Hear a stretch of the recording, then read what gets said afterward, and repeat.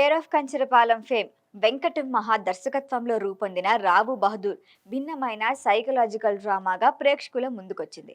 వృద్ధాప్య, మానసిక సంఘర్షణ, జీవితం వెనుక దాగి ఉన్న ప్రశ్నలను ప్రధానాంశంగా తీసుకొని రూపొందించిన ఈ చిత్రంలో సత్యదేవ్ ప్రధాన పాత్ర పోషించారు.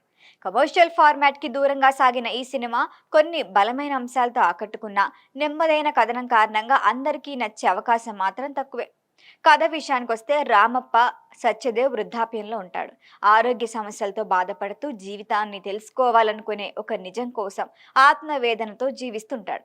అతడి మానసిక పరిస్థితిని అర్థం చేసుకునేందుకు అతని డాక్టర్ స్నేహితుడు ప్రయత్నిస్తాడు. రామప్ప జీవితంలో దాగి ఉన్న రహస్యం ఏంటి, అతన్ని బతికిస్తున్న ఆశ ఏంటి అన్నదే సినిమా ప్రధాన కథ. సత్యదేవ్ మరొకసారి తన నటనతో ఆకట్టుకున్నాడు. రామప్ప పాత్రలో అతని అంకిత భావం ప్రతి ఫ్రేమ్లో కనిపిస్తుంది. ముఖ్యంగా భావోద్వేగ సన్నివేశాల్లో అతను పాత్రలో పూర్తిగా లీనమైపోయాడు.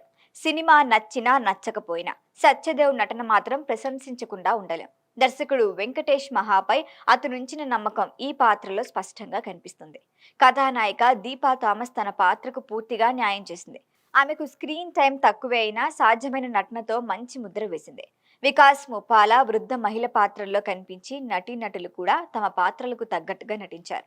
సినిమా ప్రారంభం ఆసక్తిగానే ఉంటుంది. సత్యదేవ్ పాత్ర ఎదుర్కొంటున్న విచిత్రమైన సమస్య, దాని వెనుకున్న మిస్టరీ ఆసక్తి రేకెత్తిస్తుంది. కానీ ఆ తర్వాత కథ పూర్తిగా నెమ్మదిస్తుంది.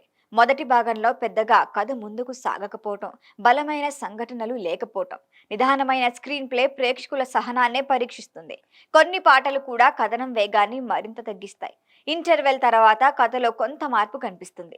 రెండో భాగంలో కథ అసలు ఉద్దేశం, పాత్రల నేపథ్యం క్రమంగా బయటపడుతూ క్లైమాక్స్ వైపు ప్రయాణిస్తుంది. చివర్లో దర్శకుడు చెప్పాలి అనుకున్న సందేశాన్ని అర్థవంతంగా ముగించారు. అయినప్పటికీ మొదటి భాగం కలిగించిన విసుగును పూర్తిగా తొలగించేంత బలమైన మార్పు రెండో భాగంలో లేదు. స్మరణ్ సాయించిన బ్యాక్గ్రౌండ్ స్కోర్ వాతావరణానికి బాగా సరిపోయింది. అయితే పాటలు పెద్దగా ఉండవు. Karthik Parmar cinematography period backdrop ను అందంగా ఆవిష్కరించింది. నిర్మాణ విలువలు కూడా బాగున్నాయి. అయితే ఎడిటింగ్ మరింత ఖచ్చితంగా ఉండుంటే సినిమా నిడివి, వేగం ఖచ్చితంగా తగ్గేవి.